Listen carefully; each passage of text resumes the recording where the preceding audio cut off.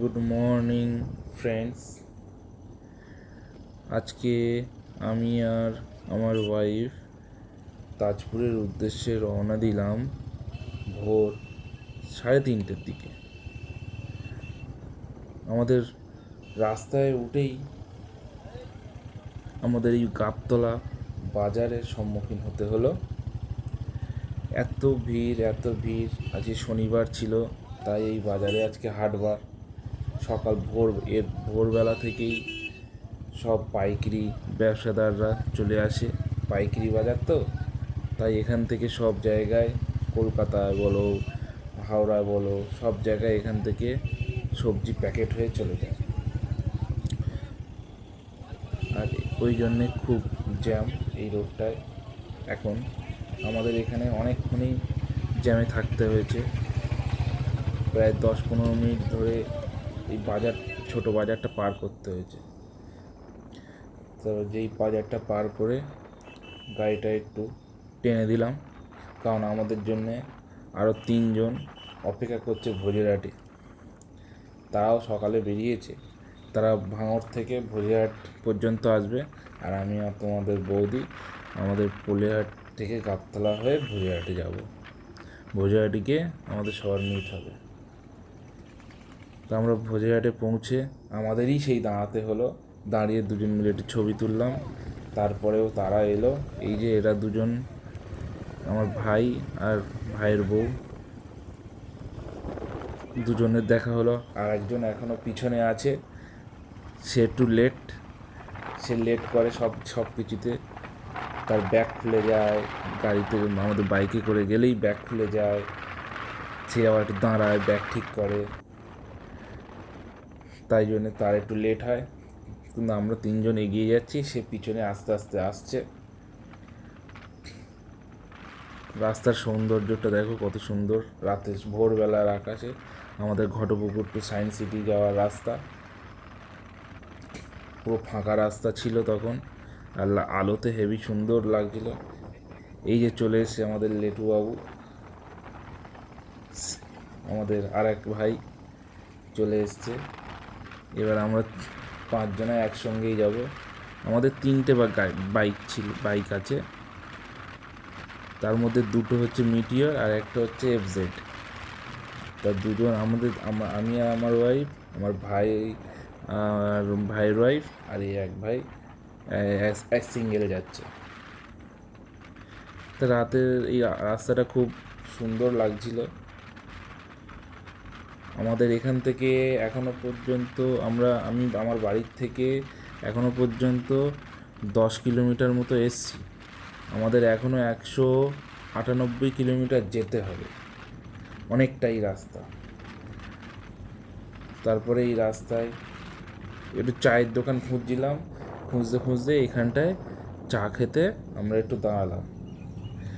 তা চা খাওয়ার সময় আর ভিডিও করলাম না, আবার বেরিয়ে আবার আমাদের যাত্রা শুরু করলাম। চাটা খেয়ে সবাই একটু চাঙ্গা হয়ে যাত্রা শুরু করলাম। আমরা এই পানতলা পার করেই যাচ্ছি।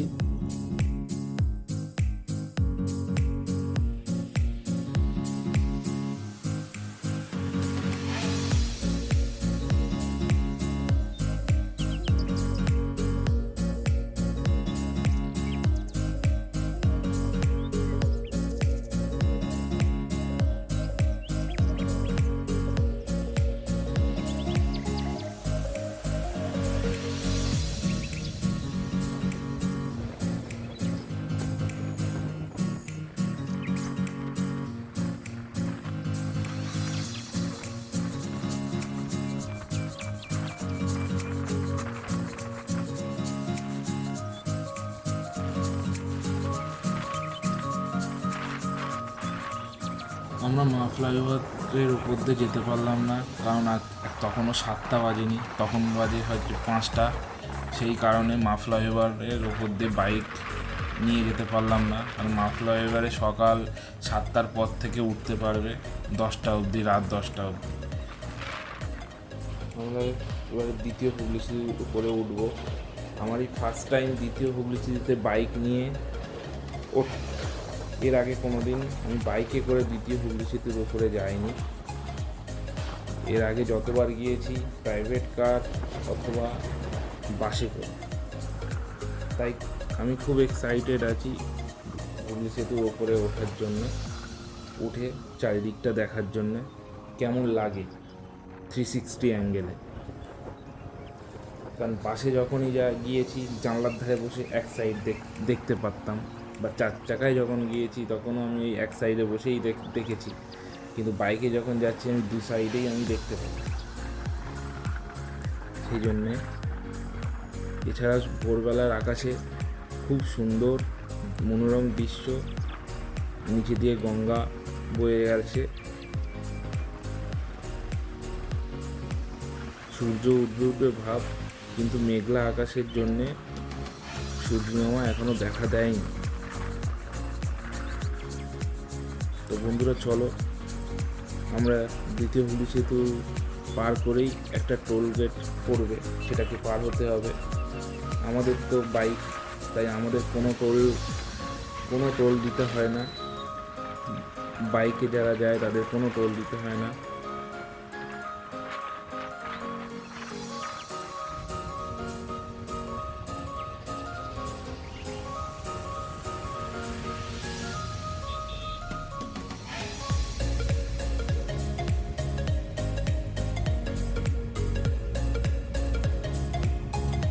দেখো 3টে বাইকে দাঁড়িয়ে আছে শুধু একটা গাড়ির জন্য। আমাদের গাড়ির পিছনে অনেক গাড়ির লাইন, আমাদের টোল কিছু দিতে হলো না। আমরা এই সাঁতরাগাছি পার হচ্ছি। সাঁতরাগাছি ব্রিজেও অনেক জ্যাম ছিল, গাড়ির চাপ আজকে একটু খুব বেশি ছিল। দেখো সকালবেলাও চাঁদ মামা দেখা দিচ্ছে, চাঁদ দেখা যাচ্ছে সকালবেলাও।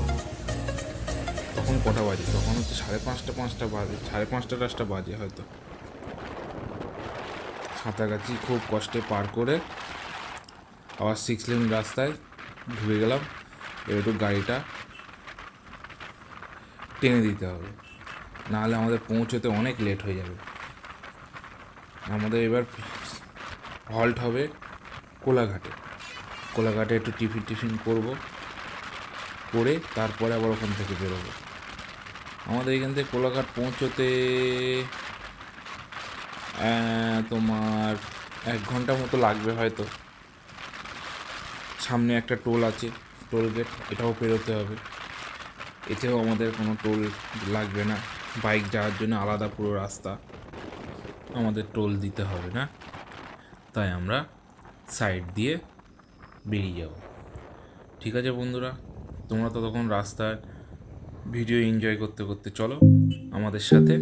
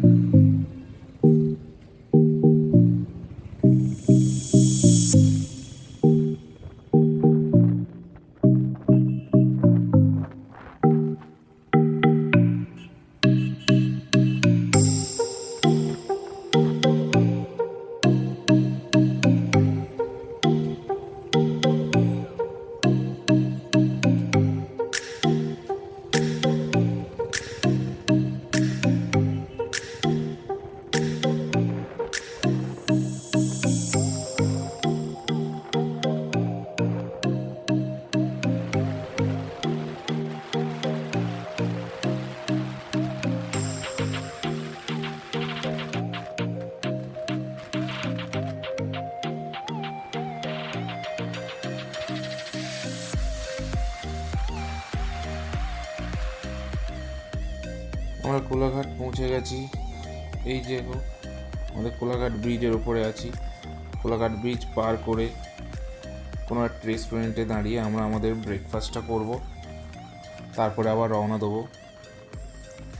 দেখি রেস্টুরেন্টে ব্রেকফাস্ট কি পাওয়া যায়। ওনার বাইক থেকে নেবে রেস্টুরেন্টের সামনে কিছু ফটো নিলাম, প্লাস ব্রেকফাস্ট করলাম। ব্রেকফাস্ট করে বেরিয়ে গেলাম। ওখানে বেশি লেট করলাম না। ব্রেকফাস্টে আমরা 2টো করে ডিম সিদ্ধ প্লাস একটা করে ভেজ স্যান্ডউইচ নিলাম, খেয়ে আর বেরিয়ে গেলাম। তারপরে ভাবলাম লেট হয়ে যাচ্ছে, তার জন্য রাস্তায় যদি কোনো ডাবের জল বা কিছু থাকে খেয়ে নেব। তো চলো আমরা এই রাস্তা বরাবর চলতে থাকি। এরপরে আমরা নন্দকুমার থেকে পুরো ডাইনে নিয়ে নেব। নন্দকুমারের পরে সিঙ্গেল রোড হয়ে যাবে, তখন একটু চালাতে একটু প্রবলেম হবে। এটা সম্ভবত আমাদের লাস্ট টোল নন্দকুমারের আগে। তারপর নন্দকুমারের পরে কোনো টোল সম্ভবত হয়তো নেই। চলো বন্ধুরা, আমরা এগোতে থাকি নন্দকুমারের দিকে।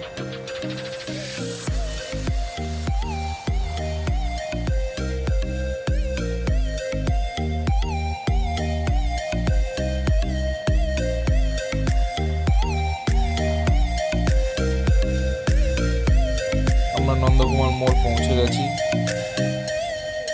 গেছি নন্দকুমার মোড়। আমরা এই টানটা নিয়েই একেবারে ডান দিকের রাস্তায় সোজা চলে যাব। সোজা গেলেই আর কোনো দিকে দেখতে লাগবে না, সোজা ওই রোডে গেলেই আমরা দীঘা পৌঁছে যাবো।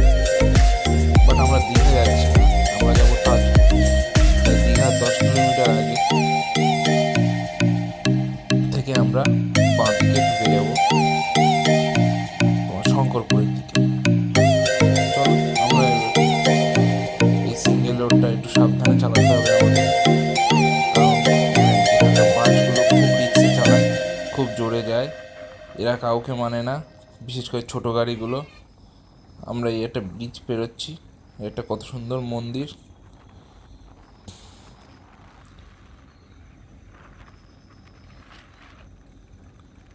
নদীতে জল পুরো ভরা জল, কারণ এখন তোমার বর্ষাকাল তো, তাই একটু জলের প্রভাবটা বেশি। আর সামনে একটু মেঘ করেছে, দেখে বোঝা যাচ্ছে। আমরা রেনকোটও নিয়ে নিয়েছি, যদি কোথাও বৃষ্টি হয়, যার জন্যে আমরা রেনকোটও নিয়েছি। চলো আমরা এগোতে থাকি, নাহলে আমাদের লেট হয়ে যাচ্ছে। সামনে দেখি কোথাও ডাবের জল টল পাওয়া যায় কিনা। শরীরটা একটু হিট হয়ে যাচ্ছে, কারণ সকাল থেকে ওই স্যান্ডউইচ আর ডিম সিদ্ধ খেয়ে শরীরটা একটু কেমন ম্যাচ করছে। আর অনেকক্ষণ গাড়ি চালিয়ে একটু দাঁড়ানোর ইচ্ছা হচ্ছে, একেবারে ডাবের জল টল পেলে দাঁড়িয়ে পড়বো। ব্যাস, আমরা ডাব দেখতে পেয়েছি, ব্যাস দাঁড়িয়ে পড়ে ওখানে 10 মিনিট ফটোশ্যুট করে খাওয়া দাওয়া করে আবার বেরিয়ে পড়লাম। দু সাইডে গাছগাছালির মধ্যে দিয়ে মাঝখানে সরু রাস্তার মধ্যে দিয়ে আমরা চলছি। আর আমার ওই পিছনে বসে ফোন ধরে আছে, ফোনে ক্যামেরা হচ্ছে, তাই ফোন ধরে আছে, কারণ আমি তো ধরতে পারছি না, আমি চালাচ্ছি গাড়ি চালাতে ধরতে তো পারবো না। আর সিজিৎ ভাই শুধু আমার সাইড দিয়ে ভুসভাস করে শুধু মাঝে মধ্যে বেরিয়ে যাচ্ছে। আমরা প্রায় চলে এসেছি, আর কিছুটা গিয়েই আমরা বাঁ দিকে নিয়ে নেব। আমরা এই মেন রোড ছেড়ে বাঁ দিকে ঢুকে গেছি। আমরা এই তাজপুরের হোটেলের দিকে যাচ্ছি। আমাদের হোটেল অনলাইন বুকিং করা ছিল, 2টো অনলাইন রুম আর একটা অফলাইন রুম করা ছিল। আমাদের পুরো সমুদ্র কাছেই হোটেলটা, সমুদ্র থেকে 100 মিটারের মধ্যেই হোটেলগুলো, তাজপুরের সব হোটেলই 100 মিটারের মধ্যে থাকে। চলো আমরা হোটেলে যাই, ফ্রেশ হয়ে আবার বেরোবো, সমুদ্রে স্নান করার জন্য বেরোতে হবে। হোটেলের চারিপাশে কতগুলো ঝাউ গাছ। আমাদের এই হোটেলের হোটেল থেকে আমরা বেরিয়েও পড়েছি। এই যে হোটেলের পাশ দিয়ে যাচ্ছি সমুদ্রে, কারণ ঝাউবনের মধ্যে দিয়ে রাস্তা বালি, ওই দেখা যাচ্ছে সমুদ্র। এতে সমুদ্র সকালবেলা জোয়ার চলছে, তাই একটু উত্তাল হয়ে আছে পুরো সমুদ্রে। এখন কেউ নামেনি, আর নামতেও এখন দিচ্ছে না, একটু বেলা হলে তারপরেই সমুদ্রের জল নেমে যাবে, তখন আমাদেরকেও নামতে দেবে। এখন গনের জন্যে সমুদ্রের জলটাও ঘোলা নোংরা হয়ে রয়েছে।